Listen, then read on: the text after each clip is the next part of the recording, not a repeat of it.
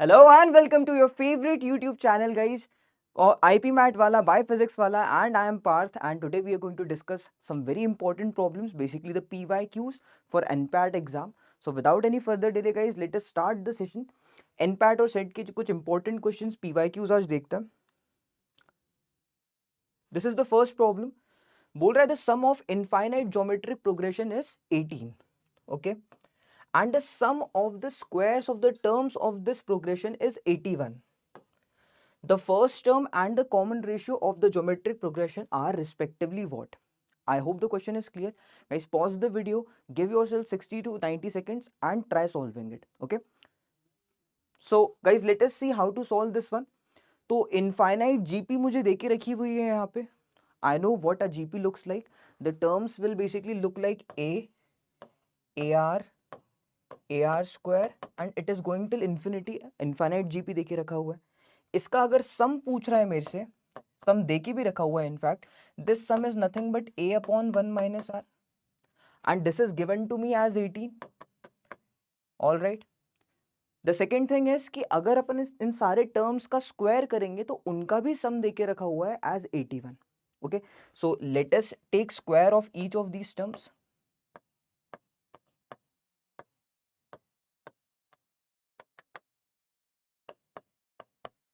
So guys, if you look at it carefully, the second progression that we are getting over here, basically ये a square से start हो रही है और इसमें r square multiply होते जा रहे हैं.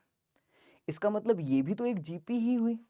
I hope this part is getting clear कि यस सर, जो यहाँ पे मॉडिफिकेशन हुआ है वो ये है कि इसका फर्स्ट टर्म जो है सर अब वो बेसिकली a स्क्वायर बन गया है और बार बार आप पहले r मल्टीप्लाई कर रहे थे जो that has basically become r square now. I hope this part is getting clear.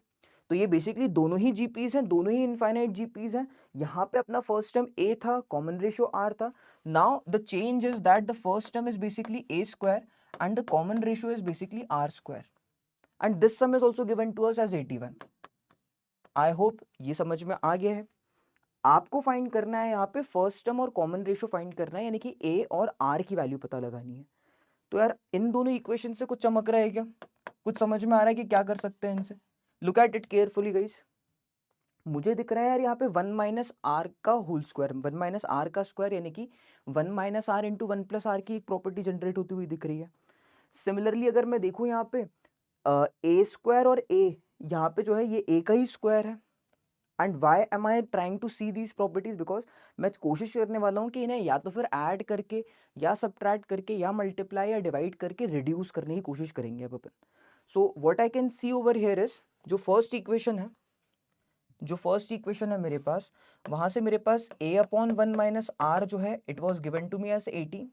Similarly अगर a square 1 minus r square can be written as 1 minus r into 1 plus r and this is given to me as 81. I can say that this a square is nothing but a multiplied by a, right? इसको मैं a multiplied by a लिख सकता हूँ. And if I look at it, यहाँ पे मेरा a upon 1 minus r generate हो रहा है which is actually given to me as 18. तो यहाँ पे मुझे ना ही प्लस करना पड़ा, ना ही मल्टीप्लाई, ना ही डिवाइड करना पड़ा, डायरेक्टली मैंने देखा कि ये एक इस तरीके से जनरेट हो रहा है. अगर ये ऐसा नहीं देख पाते तो आपको बेसिकली यहाँ पे डिवाइड करके भी बहुत फायदा होता, बिकॉज ए स्क्वायर से ए डिवाइड करने पे कैंसल आउट हो जाता और ये 1 माइनस आर जो है इस 1 माइनस आर स्क्वायर को जो है कट कर देता. ठीक है, तो डिवाइड भी कर सकते थे या इस तरीके से जनरेट कैसे हो रहा है ये भी चेक कर सकते थे. सो what I can do is I can keep 18 over here. ठीक है, इसको 18 रख सकता हूँ मैं यहाँ पे. So let us keep this as 18.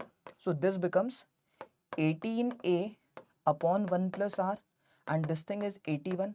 They both come in the table of 9.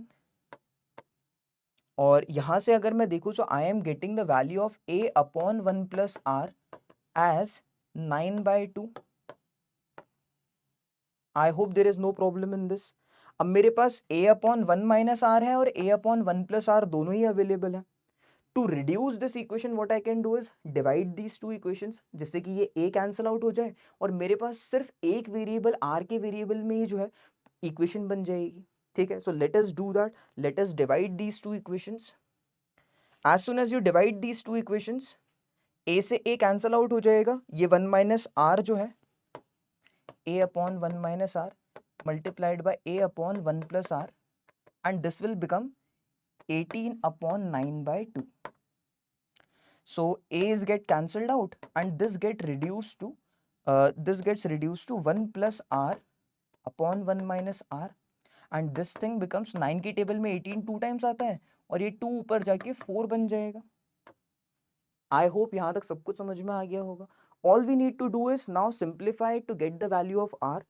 कर लेते हैं ये वाला भी काम. So if we do it, यहाँ से आ रही है 1 प्लस r की वैल्यू निकल कर आ रही है 4 माइनस 4r के बराबर, and from here 5r is coming out to be 3, that is r is coming out to be 3 by 5, that is 0.6. r की वैल्यू जो है 0.6 निकल कर आ रही है. So if I look at the options, 0.6 is over here also and here also, यानी कि ये दोनों तो definitely answers नहीं है. Now the value that r, जो अपन को r की वैल्यू मिली है वो अपन यहाँ पे अब कोई सी भी एक इक्वेशन में रख के a की वैल्यू निकाल सकते हैं. So let us quickly do that. You can keep it over here, you can keep it over here, no issues. तो इसमें रख देते हैं फटाक से. So this will become a upon 1 minus 0.6 is basically 0.4. 1 minus 0.6 is going to be 0.4 and यहाँ पे 18 है अपने पास, तो 18 की a की वैल्यू जो हो जाएगी वो 18 into 0.4 यानी कि 7.2 हो जाएगी. So the right answer for this one becomes 7.2 and 0.6. A is the right answer for this one. I hope there is no problem in this. Just we needed to apply the formula of infinite GP. और यहाँ पे अपन को बस ये notice करना था कि ये दोनों ही GPs बन रही हैं with first term as a and common ratio r and with first term a square and common ratio r square. इसी के बाद बस अपन ने क्या किया यहाँ पे फॉर्मूले के साथ मैनिपुलेशन किया है. We have divided it, we have tried to generate that thing, same thing, और वहाँ से a और r निकल कर आ गया. ठीक है. So guys, let us move on to the next problem. अगले प्रॉब्लम की तरफ बढ़ते हैं. So in this problem it is saying the cost of 2 oranges and 3 apples is 28. If the cost of the apple is doubled, then the cost of 3 oranges and 5 apples will be rupees 75. The original cost of 7 oranges and 4 apples is.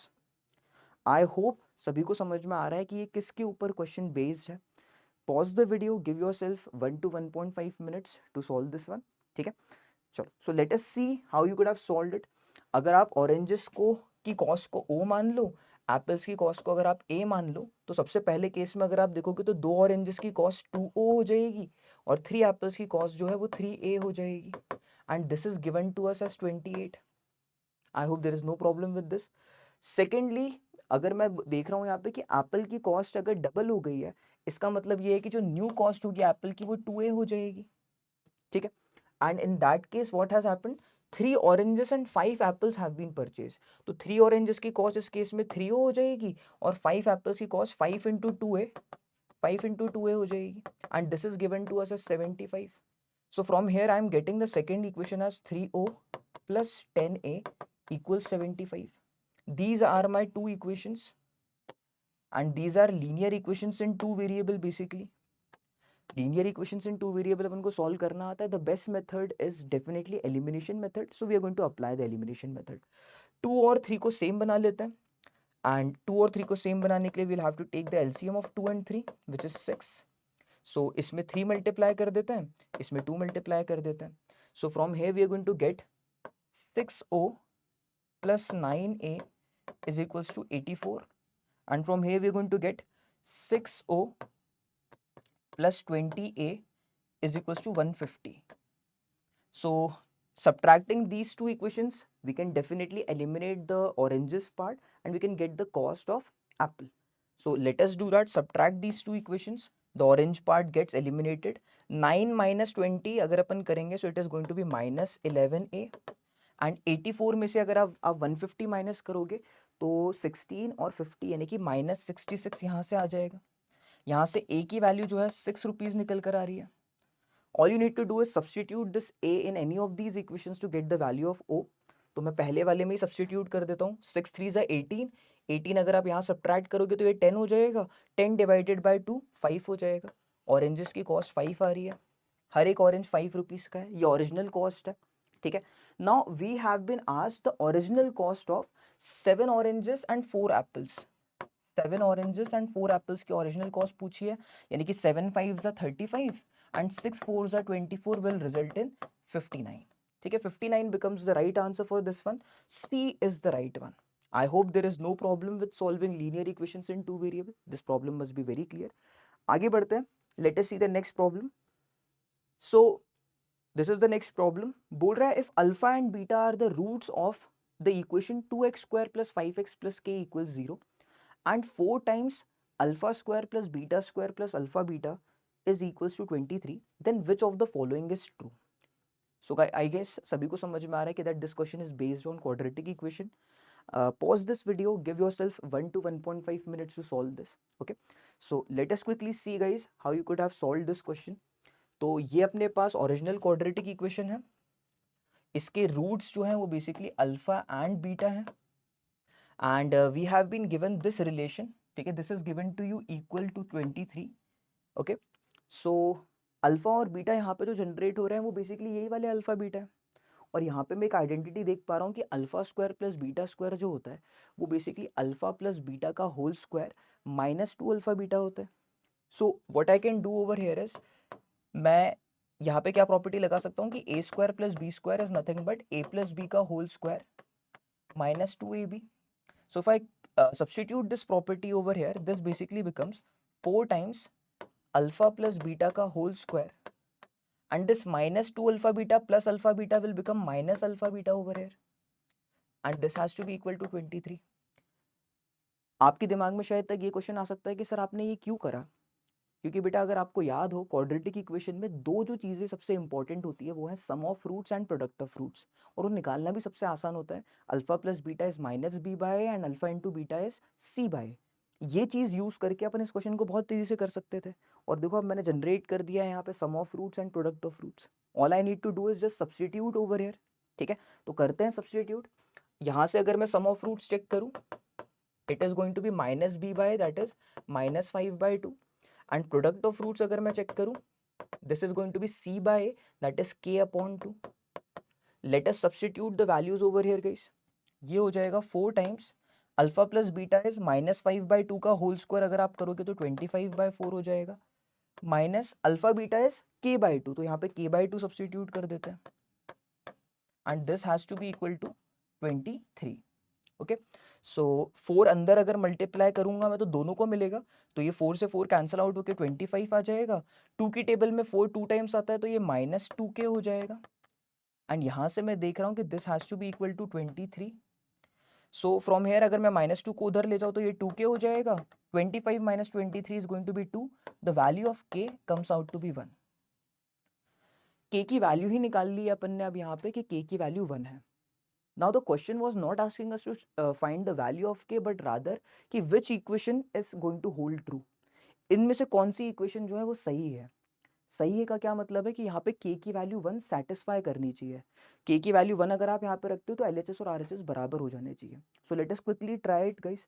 Check करते हैं k की value 1 रख के. अगर मैं k की value 1 रखूंगा यहाँ पे तो हो जाएगा 1 माइनस 3 प्लस 2. क्या ये 0 के बराबर है? 1 plus 2 is 3. 3 minus 3 is equal to 0. Definitely k equals to 1 is satisfying this equation. So this becomes the answer. आप चाहो तो बाकी में भी चेक कर सकते हो. 1 प्लस 3 4 माइनस 2 अगर आप करोगे तो ये 2 आ रहा है, 0 के बराबर नहीं आ पाएगा तो b नहीं है. 1 minus 2 is minus 1, minus 1 plus 3 is going to be again 2. So this is also not satisfying.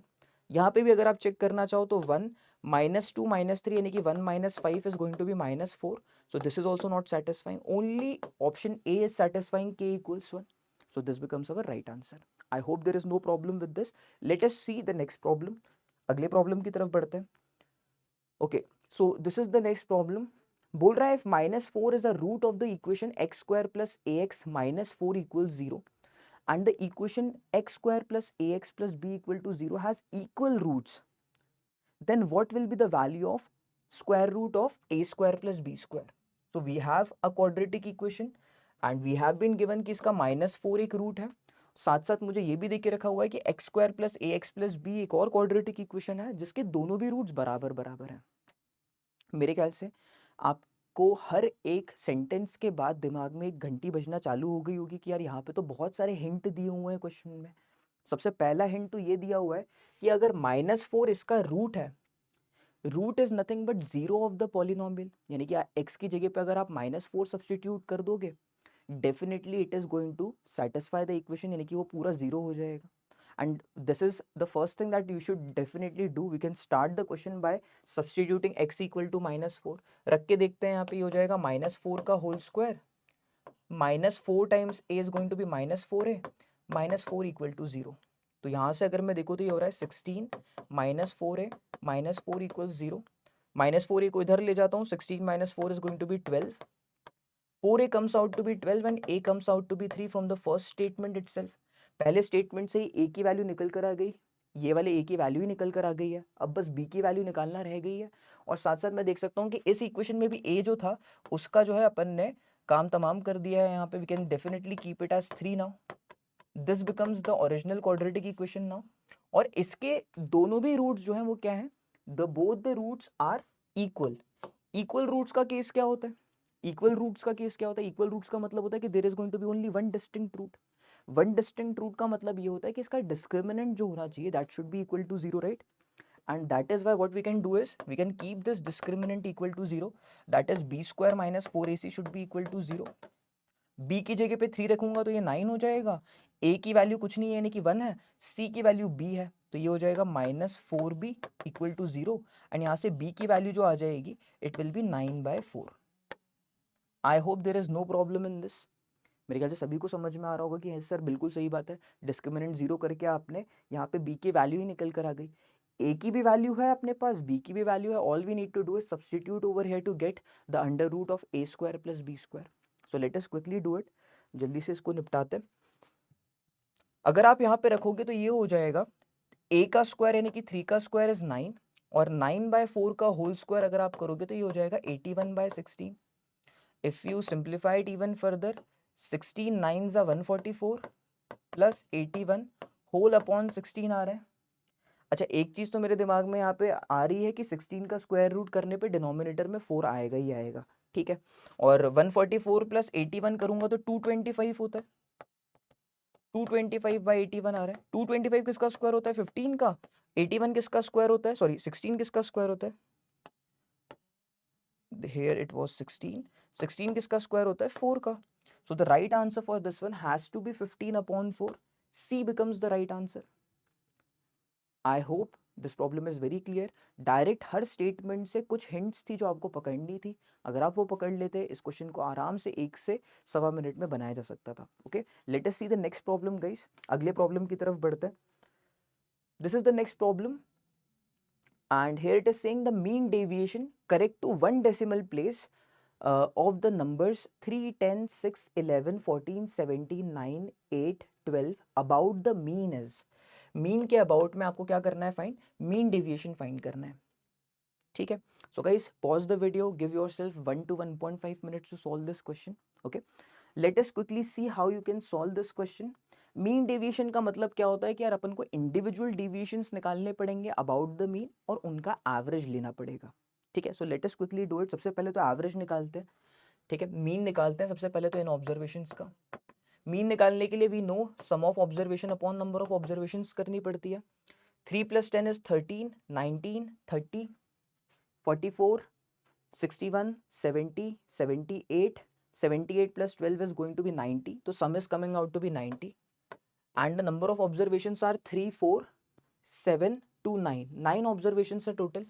तो इसका जो average है, जो mean है, वो basically 10 निकल कर आ रहा है. I hope there is no problem with this. Now let us quickly find the deviations about the mean. 3 minus 10, ठीक है. अगर अपन डेविएशन निकालेंगे we are going to take it in mod. So let us take all of these deviations in mod. या normal deviation ही निकाल लेते हैं कि d1 जो आ जाएगा it is going to be 3 minus 10 that is -7. d2 is going to be 10 minus 10 that is going to be 0. d3 is going to be 6 minus 10 that is -4. d4 is going to be 11 minus 10 that is 1. d5 is going to be 14 minus 10 that is 4. d6 is going to be 17 minus 10 that is 7. d7 is going to be 9 minus 10 that is -1. d8 is going to be 8 minus 10 that is -2. And d9 is going to be 12 minus 10 that is 2. So what we have to do is we have to add all of these deviations without the signs, ठीक है। तो minus sign matter नहीं करता है, आप इन सब का जो है सम कर दो बस। तो ये हो जाएगा 7 + 4 11 15 16 23 24 26 28। so this is coming out to be the sum of deviations is coming out to be 28। if we need to find mean deviation, we have to divide the sum of deviations by the total number of observations। यही होता है formula mean deviation का। तो अगर अपन यहाँ पे देखिए तो sum of deviations is 28, number of observations is 9, this answer is going to be 3.1111। तो 3.1, क्योंकि डेसिमल के बाद सिर्फ एक ही डेसिमल प्लेस तक अपन को सॉल्व करना था। So the right answer is definitely going to be option B. I hope there is no problem. This is the first thing that we did. This is the second thing that we did. And lastly, we used the formula of mean deviation. Mean निकालने का formula पता होना चाहिए, deviation क्या होता है ये पता होना चाहिए आपको, एंड लास्टली मीन डेविएशन का फॉर्मूला पता होना चाहिए इस टाइप के प्रॉब्लम्स को सॉल्व करने के लिए। I hope there is no problem. Let us see the next problem. Okay, so again statistics पे एक और क्वेश्चन मिल चुका है अपन को। बोल रहा है if the mean of the following distribution is 22, then what will be the value of x? So we have been given the mean or the average as 22. We need to find the value of x. x कहाँ दिख रहा है? Frequency वाले part में दिख रहा है, वो भी 30 से लेके 40 जो क्लास इंटरवल है उसमें दिख रहा है।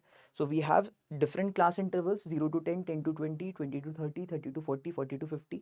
These are the different frequencies. We need to find this value of x so that the average or the mean is 22. I hope the question is very clear. Guys, give yourself 60 to 90 seconds to solve this question. Okay. All right. So guys, let us quickly see how you could have solved this question. So I know to find the mean of a data like this, जहाँ पे class intervals होती है, you can use multiple formulas. The easiest one is summation fi xi upon summation fi. So what does this formula basically mean? आप यहाँ पे क्या करने वाले हो, आप यहाँ पे फ्रीक्वेंसीज को क्लास मार्क से मल्टीप्लाई करने वाले हो, बिकॉज यहाँ पे जो है आपके पास एक सिंगल ऑब्जर्वेशन नहीं है, बल्कि यहाँ पे क्या है, आपके पास एक रेंज में ऑब्जर्वेशंस दी हुई हैं, 0 से लेकर 10 में दी हुई है। तो आप क्या करोगे, इसका क्लास मार्क निकालोगे। Class mark is basically upper limit minus lower limit divided by 2, ठीक है, या upper limit plus lower limit divided by 2 अगर आप डायरेक्टली कर लोगे। अगर 0 + 10 इज 10, 10 डिवाइडेड बाय 2 डायरेक्टली इसके बीच की जो ऑब्जर्वेशन होगी वही आपका जो है it is going to be your class mark. 10 से लेके 20 के एग्जैक्टली बीच में 15 आता है तो वो आपका क्लास मार्क हो जाएगा, ठीक है। So you can use this formula upper limit plus lower limit divided by 2, and here the class mark is going to be 5, it is going to be 15 over here it is going to be 25, here it is going to be 35, here it is going to be 45, okay। and what you need to do is ये जो आपकी observations हैं इन्हें आपको इनकी frequency से multiply करना है, ठीक है, एंड उनका सम करना है, जैसे कि समेशन एफ आई एक्स आ जाए और टोटल फ्रीक्वेंसीज यानी कि जो ये फ्रीक्वेंसीज वाला पार्ट है इसका जो टोटल सम होगा उससे डिवाइड करना है। तो सबसे पहले तो अपन फ्रीक्वेंसीज का ही सम निकाल लेते हैं। 12 + 16 is 28, 34, 43, this is entirely coming out as 43 + x, ये आ रहा है फ्रीक्वेंसीज का सम। और समेशन एफ आई एक्स आई की अगर अपन बात करें तो ये हो जाएगा 5 12 = 60, 15 into 16, 160 + 80 is going to be 240, 25 6 = 150, 35 into x is going to be 35x only, and 45 into 9 is going to be 405। इस पूरे को डिवाइड करना है आपको सम ऑफ फ्रीक्वेंसी से यानी कि 43 + x से, and this should be equal to what, this should be equal to 22, क्योंकि ये अपन ने एवरेज का फॉर्मूला लगाया है, मीन का फॉर्मूला लगाया और मीन देके रखा हुआ है एज 22। सो अगर मैं यहाँ से देखूँ डेफिनेटली सम निकाल सकते हैं अपन यहाँ से। 60 + 240 is going to be 300, 300 + 150 is going to be 450, 450 + 405 is going to be 855 plus 35x upon 43 + x should be equal to 22। Linear equation है, we can just cross multiply and solve for x। अगर मैं options की तरफ देखूँ 4 5 7 8, 43 + x यहाँ पे है और ये आंसर भी जो है डेसिमल में नहीं है, तो मेरा दिमाग तो ये कह रहा है कि यार दिस शुड बी डेफिनेटली 43 में क्या मैं ऐड करूँ जिससे कि एक राउंडेड नंबर आ जाए। राउंडेड नंबर जैसे कि 50, 60, 70 ऐसा नंबर अगर आ जाएगा तो कैलकुलेशन थोड़ी आसान हो जाती है और राउंडेड आंसर्स भी आते हैं, फ्रैक्शन में नहीं आते। डेफिनेटली 43 में सिर्फ 7 ऐड करने पे एक राउंडेड नंबर 50 बनेगा, ठीक है। 60 बनाने के लिए वी नीड 17, तो राउंडेड नंबर तब बनेगा पर 17 ऑप्शंस में नहीं, तो सिर्फ 7 ही एक सबसे राउंडेड नंबर दिख रहा है। Very likely that this is going to be our answer, we do not know, we can solve it further, let us solve it. तो ये आ रहा है आपका 855 प्लस 35x, 22 इंटू 43 अगर आप करोगे तो क्या हो जाएगा, 860 plus 86, 860 plus 86 is going to be 946 and x multiplied by 22 is going to be 22x। बस अब क्या करना है, सॉल्व करना है इस वाले पार्ट को, लीनियर इक्वेशन जैसे सॉल्व करते हैं। 35 में से 22 गए अगर तो ये आ जाएगा आपका 13x, और 946 में से अगर 855 गए तो यहाँ से 45 900 तक जाने के लिए और यहाँ से 46 946 तक जाने के लिए, तो 45 plus 46 is going to be how much, 91। 13x की वैल्यू 91 आ रही है, यानी कि x की वैल्यू 7 आ जाएगी। एज आई वाज सेइंग यार, एक राउंडेड आंसर आ रहा था, 22 आ रहा था, डेसिमल में नहीं आ रहा था, तो इसका मतलब ये कि डिनोमिनेटर भी राउंडेड होना चाहिए, और मेरा कॉमन सेंस यही बता रहा था कि 7 should have been the answer and 7 ही सही निकल रहा है यहाँ पे आंसर, ठीक है। इस तरीके से आप सोच सकते हो प्रॉब्लम्स में, जैसे कि बहुत सारी चीज़ें जो हैं आपके लिए सिंप्लीफाई हो जाएंगी। Let us move ahead guys, late us see the next problem. So this is the next problem. Let x be the median of the data 13, 17, 52, 56, 65, 35, 77, 39, 15, 37. If 35 is replaced by 53 in the data, then the median of the new data will be y. What is the difference between x and y? So again, this question is from statistics, and I think that you guys know what is the concept of median. So take your time, take around 1 to 1.5 minutes, pause this video right now and solve this question. Okay, so let us quickly see guys how you could have done it. Median निकालने से पहले इस data को जो है अपन को ascending या descending order में जो है लिख लेना चाहिए पहले तो। So I am writing it in the ascending order. 13 सबसे छोटी ऑब्जर्वेशन दिख रही है, फिर 15 दिख रही है, फिर 17 दिख रही है, एंड 20 की लाइन में कुछ भी नहीं दिख रहा है। 30 की लाइन में अगर मैं देखूँ तो सबसे छोटी ऑब्जर्वेशन 35 दिख रही है सीधे, फिर उसके बाद 37 दिख रही है, फिर 39 दिख रही है, और उसके बाद 40s की लाइन में कुछ भी नहीं दिख रहा है। 50s की लाइन में 52, 56 है, फिर 60s की लाइन में 65 है एंड देन 77 है। आई होप मैंने सारी ही सही ली है। 3, 3, 6, 3, 9, 1, 10, 3, 3, 6, 3, 9, 1, 10। ओके, सो मैंने सब कुछ सही किया हुआ है यहाँ पे, and I can see that there are a total of 10 observations. Number of observations की अगर अपन बात करें तो ये 10 है, यानी कि इवन है। So guys what happens when there are even number of observations? अगर मैं आपसे कहूंगा कि यार 4 लोग हैं अगर, तो 4 लोगों में कोई एग्जैक्टली बीच में होता है क्या? नहीं होता। There are 2 people sitting in between, right? And that is why अगर नंबर ऑफ ऑब्जर्वेशंस इवन होती है, आपको क्या करना पड़ता है, बीच की 2 ऑब्जर्वेशंस जो होती हैं उनका आपको एवरेज लेना पड़ता है। बीच की 2 ऑब्जर्वेशंस कैसे निकालते हैं? जब 4 थी आपके पास तो 4 का हाफ करोगे तो सेकेंड, और उसमें अगर आप 1 ऐड कर दोगे तो थर्ड, दोनों ही ऑब्जर्वेशंस मिडिल मोस्ट हो जाएंगी। So when we have total of 10 observations, we are going to get 2 middle most observations. सबसे पहली जो होगी वो 10 को 2 से डिवाइड करने पे मिलेगी, यानी कि 5th ऑब्जर्वेशन, और उसके जस्ट बाद वाली यानी कि 6th ऑब्जर्वेशन जो है, इनका मुझे एवरेज लेना पड़ेगा। सो ये है मेरी 5th ऑब्जर्वेशन और ये है मेरी 6th ऑब्जर्वेशन। 37 और 39 का एवरेज सिंपली 38 हो जाएगा, इसके बीच में 38 आता है। तो सबसे पहला एवरेज जो आ रहा है आपका वो 38 आ रहा है, यानी कि x की वैल्यू आपके पास आ गई है एज 38।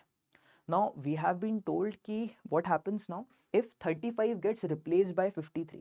ये जो 35 यहाँ लिखा है ना, जो 4th ऑब्जर्वेशन है, इसको अगर 53 बना दिया जाएगा तब क्या होगा? तो इसका मतलब यार ये पूरा सीक्वेंस ही चेंज हो जाएगा, इसका मतलब मीडियन भी चेंज हो जाएगा। So let us quickly change the median now, change the observations and then change the median to find the resultant. ठीक है, चलो करते हैं ये काम। 13, 15, 17 एज इट इज। 35 यहाँ से गायब हो गया है तो यहाँ पे 37 रहेगा, 39 रहेगा, 52 भी एज इट इज ही रहेगा। फिर 35 क्योंकि 53 बन चुका है, अब 35 को 53 बनाना है तो 52 के बाद लेना पड़ेगा मुझे 53। फिर उसके बाद 56 एज इट इज रहेगा, 65 एज इट इज रहेगा, 77 एज इट इज रहेगा। अभी भी जो टोटल नंबर ऑफ ऑब्जर्वेशन है वो 10 है, लेकिन सीक्वेंस चेंज होने के कारण मीडियन भी चेंज हो जाएगा। अभी भी फिफ्थ और सिक्स्थ ऑब्जर्वेशन का ही मुझे क्या करना है, एवरेज लेना है। तो जरा fifth and sixth observation find करते हैं। ये 3 4, ये है फिफ्थ ऑब्जर्वेशन, ये है सिक्स्थ ऑब्जर्वेशन, इन दोनों का एवरेज लेना है। तो 39 से लेके 52 में 13 का गैप होता है, तो 13 का हाफ यानी कि 6.5 अगर मैं आगे चले जाऊंगा यहाँ से, तो 39 plus 6.5 is going to be 45.5 as the new median now. आप चाहो तो इन दोनों को ऐड करके डिवाइडेड बाय 2 भी कर सकते हो, या आप ऐसा भी कर सकते हो कि इन दोनों के बीच का जो गैप है उसको हाफ कर दो और आप लोअर वाले में ऐड कर दो या बड़े वाले में से सब्ट्रैक्ट कर दो। बेसिकली एलिगेशन लगा रहा हूँ मैं, ठीक है। So this is how you could get the median as 45.5 right now. ये दोनों ही आपके पास मीडियंस आ चुके हैं। आपको क्वेश्चन में बोल रहा था कि what is the difference between x and y, इन दोनों के बीच का डिफरेंस निकालना है। तो 45.5 में से अगर आप 38 माइनस करोगे तो 7.5 आ जाएगा। It is going to be 7.5, right? So the right answer is definitely option B over here. I hope बिल्कुल क्लियरली समझ में आ रहा है कि बहुत ही इजी सा क्वेश्चन था, मीडियन के ऊपर बेस्ड था, और जो डाटा भी था वो भी डिस्क्रीट डाटा था, तो और इजीली सॉल्व हो गया। Let us proceed to the next problem guys. ये आ गया है आपके पास अगला क्वेश्चन। बोल रहा है यहाँ पे कि a biased coin is such that the probability of getting a head is thrice the probability of getting a tail. Biased है, इसका मतलब ये है कि दोनों की प्रोबेबिलिटीज बराबर बराबर नहीं होंगी, एक की प्रोबेबिलिटी ज्यादा होगी, और वो क्लियरली देके रखा है कि हेड की ज्यादा है। If the coin is toss 4 times, what will be the probability of getting a head all the times. 4 बार अगर कॉइन टॉस करा गया तो चारों बार हेड आने की प्रोबेबिलिटी क्या होगी। So it is a very simple problem. Give yourself 45 to 60 seconds to solve this question, guys. Okay. So let us see how you could have solved this question. मुझे यहाँ पे देके रखा हुआ है a bias coin is such that the probability of getting a head is thrice the probability of getting a tail. यानी कि अगर फेवरेबल आउटकम की बात करूँ मैं, फेवरेबल आउटकम की बात करूँ मैं अगर हेड की, तो it is going to be 3 times the favourable outcome for tails. तो इसका मतलब ये है कि यार अगर टोटल 4 जो है टोटल केसेस होते हैं, तो 4 में से 3 बार हेड आएगा और सिर्फ एक ही बार टेल आएगा। इसका मतलब टोटल अगर मैं देखूं, टोटल ऑब्जर्वेशंस जो है यहाँ पे वो 3 + 1 यानी कि 4 हो जाएंगी, और probability of getting a head is going to be 3/4 and probability of getting a tail is going to be 1/4। I hope सभी को समझ में आ गया होगा कि अगर मैं इसकी फेवरेबल आउटकम 1 मानूंगा तो इसकी ऑटोमेटिकली 3 हो जाएगी, और अगर मैं देख रहा हूँ टोटल आउटकम्स कितने हो रहे हैं 1 + 3, 4 आउटकम्स हो रहे हैं। तो probability of getting a head will be 3/4 and probability of getting a tail will be 1/4। वही लिख दिया मैंने यहाँ पे। अब 4 बार ये कॉइन टॉस करा गया और चारों बार क्या चाहिए मुझे, हेड्स चाहिए। So these all the outcomes are happening simultaneously, सबको एक साथ होना है, यानी कि ये अलग अलग केसेस में नहीं हो रहे हैं बल्कि साथ में हो रहे हैं, and that is why I am going to use multiplication in between. ठीक है, फंडामेंटल प्रिंसिपल ऑफ काउंटिंग से अगर अपन देखें तो मुझे मल्टीप्लिकेशन यूज करना पड़ेगा, because all of these are happening simultaneously. यानी कि अगर मैं देखूँ तो इनकी इंडिविजुअल प्रोबेबिलिटीज मल्टीप्लाई हो जाएंगी। इंडिविजुअल प्रोबेबिलिटी कितनी है, 3/4 है, तो 3/4 बेसिकली 4 बार मल्टीप्लाई हो जाएगा, और 3 की पावर 4 is basically 81. 4 की power 4 is going to be 2 raised to the power 8, which is going to be 256. 81 upon 256 becomes the right answer, and option D matches with my answer, so this is the right one. I hope there is no problem in this.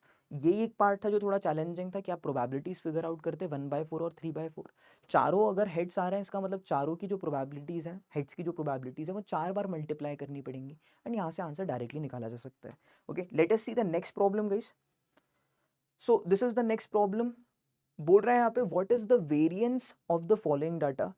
Again, we are back to statistics, and we have observations 9, 10, 13, 14, 6, 11, 8, 7, 4, and 18. We need to find the variance. So guys, if you know the formula of variance, this question becomes very easy. Give yourself 60 to 90 seconds to solve this. Okay, pause the video. All right. So guys, let us quickly see how you could have solved it. सबसे पहले अगर variance निकालनी है तो यार मुझे पता है variance निकालने के लिए मुझे पहले तो मीन निकालना पड़ेगा। ठीक है, मीन निकालते हैं। सबसे पहले मीन निकालने के लिए sum of observation upon number of observations करना पड़ेगा।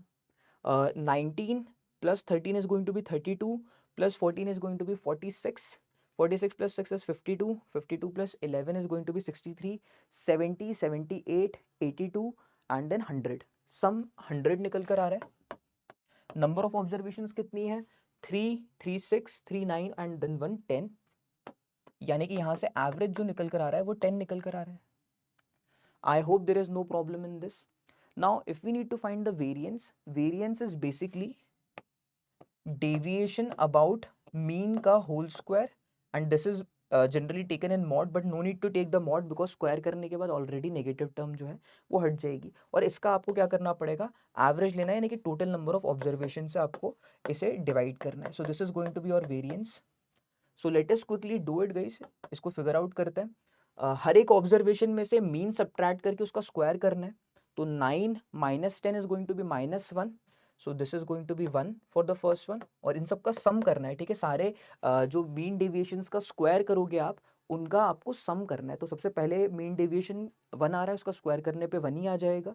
सिमिलरली सेकेंड वाले के केस में 10 minus 10 is going to be 0, 0 का square is going to result in 0 only. 13 minus 10 is 3, 3 का square is going to result in 9. 14 minus 10 is going to result in 4 and 4 का square is going to result in 16. 6 minus 10 is going to be -4 and -4 का square is again 16. 11 minus 10 is going to be 1, 1 का square is 1. Then 8 minus 10 is -2, -2 का square is 4. 7 minus 10 is -3, -3 का square is 9. 4 minus 10 is -6, -6 का square is 36. And lastly 18 minus 10 is 8, 8 का square is 64. And we need to divide it by the total number of observations, that is 10. तो यही अपना answer होगा। Let us quickly solve it. 64 plus 36 directly ये 100 हो जाएगा। 9 plus 1 10, 14 plus 16 is going to be 30, 30 plus 25 is going to be 55, 55 plus 1 is going to 56। यानी कि इन सारी ऑब्जर्वेशंस का सम 56 आ रहा है, इसका 100 आ रहा है, यानी कि टोटल सम 156 अपॉन 10 आ जाएगा ये। यानी कि 15.6 becomes the variance. 15.6 becomes the right answer. Option D is the right one. So the process of finding variance is कि आप इंडिविजुअल डेविएशंस निकालते हो, उनका स्क्वायर करते हो, इन सारे डेविएशन के स्क्वायर्स का सम करते हो और उसे डिवाइड करते हो टोटल नंबर ऑफ ऑब्जर्वेशन से। तो this is what I did and यहाँ से आंसर 15.6 आ रहा है। Okay, let us proceed to the next problem. All right, so this is the problem. बोल रहा है 2 persons on either side of a tower are tower 45 meter high observe the angles of elevation of the top of the tower to be 30 degree and 60 degree respectively. The distance in meters between the two persons is. आपको पता लगाना है कि इन दोनों भी इंसानों के बीच में कितना डिस्टेंस है मीटर्स में। I hope the question is clear. It is based on applications of trigonometry. Give yourself a time of 1.5 minutes to 2 minutes and pause this video guys. Okay, so let us quickly see how you could have solved it. सबसे पहले तो यार मैं इसका diagram बना रहा हूँ जिससे कि मैं इसे विजुअलाइज कर पाऊँ अच्छे से। I am making a tower and this tower has to be 45 meters high. And I have 2 persons standing on the either side of the tower. And एक के लिए जो एंगल ऑफ एलिवेशन है वो 30 डिग्रीज है और दूसरे वाले के लिए एंगल ऑफ एलिवेशन 60 डिग्रीज दिया हुआ है। सो आई नो दैट जो इंसान जितना करीब होता है टावर के उसके लिए एंगल ऑफ एलिवेशन उतना ज़्यादा होता है। सीधी सी बात है, अगर आप टावर के नीचे खड़े हो और आप टावर का टॉप देख रहे हो, you will have to like completely look upwards, यानी कि एंगल ऑफ एलिवेशन 90 डिग्री हो जाएगा। थोड़ा सा ही अगर आप चलोगे तो एंगल 90 से थोड़ा कम होता चले जाएगा and as the distance increases the angle is going to reduce even further. तो यहाँ पे जो दो लोग हैं, एक के लिए 30 डिग्रीज बन रहा है, एक के लिए 60 डिग्रीज बन रहा है। So obviously the 30 degrees one would be at a further distance, ज़्यादा डिस्टेंस पे होगा वो। तो मैं ज़्यादा डिस्टेंस पे एक पहले इंसान को ले लेता हूँ P1 को and this angle is given to me as 30 degrees. Similarly दूसरा इंसान थोड़ा पास होगा तो उसके लिए मैं एंगल ले रहा हूँ as 60 degrees. This distance is d1, this distance is d2. I need to find the total distance between p1 and p2. इसका मतलब मुझे जो डिस्टेंस पता लगाना है वो ये प्लस ये निकालना है मुझे, यानी कि I need to find d1 plus d2 in order to get the answer. I hope the question is very clear. ठीक है, अब आपको कुछ नहीं करना है, you need to find d1 and d2 using trigonometric identities. मेरे पास परपेंडिकुलर है और मुझे अगर बेस निकालना है तो ऐसी ट्रिग्नोमेट्रिक आइडेंटिटी जो परपेंडिकुलर और बेस को रिलेट करती है वो डेफिनेटली टैन है। So I will use tan theta over here. Tan 30 अगर मैं यूज करूंगा, it is going to be perpendicular upon base, so it is going to be 45 upon d1। Tan 30 is 1/√3 and यहाँ से d1 जो निकल कर आएगा वो √3 इंटू 45 यानी कि 45 √3 आ रहा है ये.